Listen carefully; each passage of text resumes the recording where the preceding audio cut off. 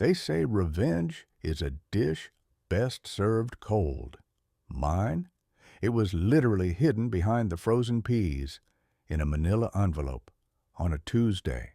You need to understand, I wasn't built for this. I was just a regular guy, comfortable, married 19 years. Lisa and I met in college, got married at 25, bought a house, raised 2 kids, made spaghetti every Thursday night. We were the kind of couple people called solid. Until I found the envelope.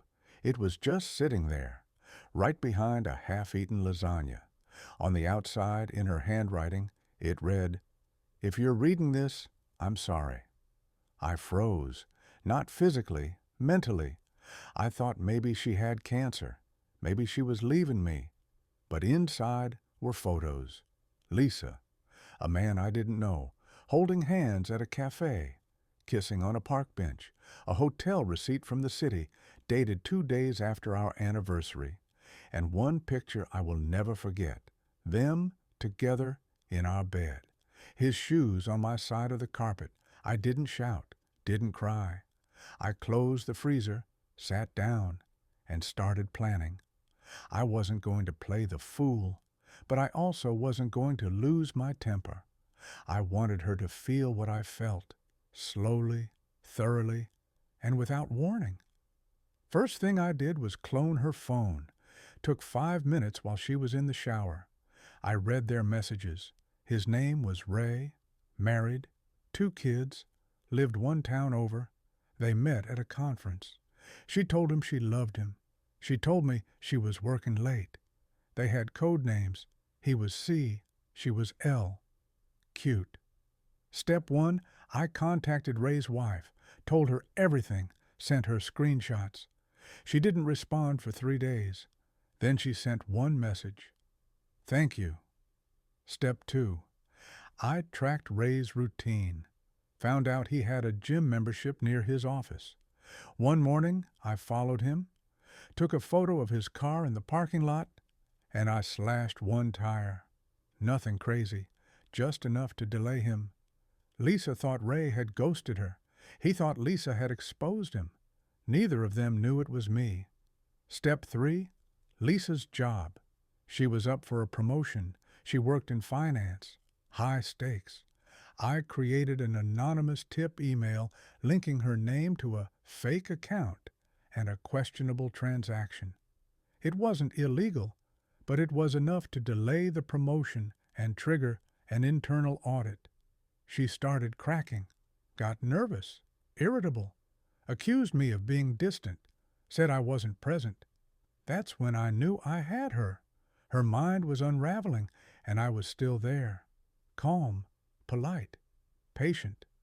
She started spending more time at home, stopped going to her book club, which didn't exist. She started asking more questions about me, about us. The final move, I invited Ray's wife to coffee. I didn't want an affair. I wanted clarity, closure. I wanted to know what kind of man Ray was. She told me everything. He had done this before, more than once. She cried. I listened. We sat there in silence for 10 minutes. I gave her the originals, let her decide what to do.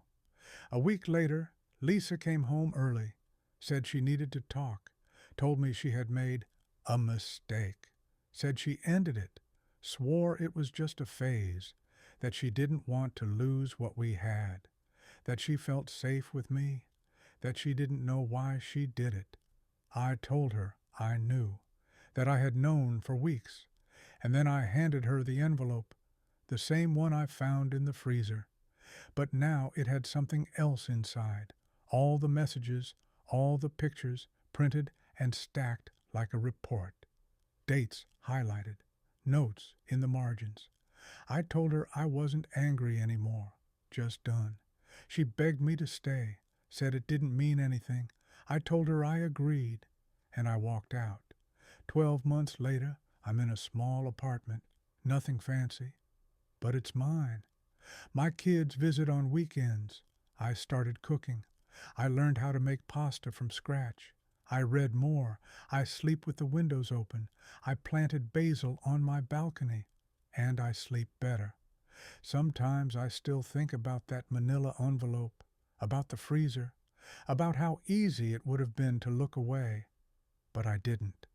Because sometimes justice doesn't look like yelling. Sometimes it looks like silence, a freezer door, a quiet goodbye, and a life rebuilt one clean, honest breath at a time.